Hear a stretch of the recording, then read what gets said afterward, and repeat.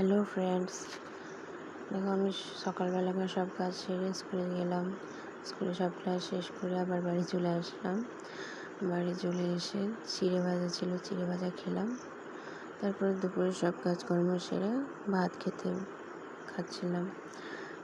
আজকের মেনু ছিল ভাত, আলুর একটা কষা তরকারি, পটল ভাজা, ঢেঁড়স ভাজা, কলাইয়ের ডাল। তারপর বিকেলবেলায় রেডি হয়ে বেরিয়ে পড়লাম। একটা বাড়িতে পুজো ছিল, প্রসাদ নিতে। তো সেখানে পৌঁছে প্রসাদ নিলাম, বাড়িতে চলে আসলাম, দিয়ে প্রসাদ গ্রহণ করলাম। তারপর সন্ধ্যাবেলায় চা করলাম,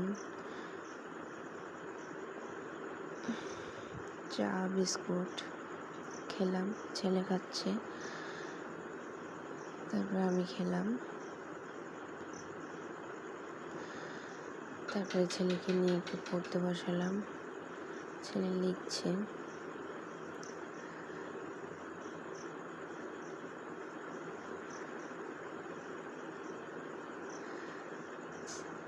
ছেলে লিখতে এখন খুব দুষ্টু হয়েছে ছেলে, সব লেখা পারে তবুও দুষ্টুমি করে।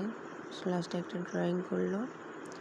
এবার রুটি ভাজলাম, রুটি ভাজার পরে দুধ গরম করলাম।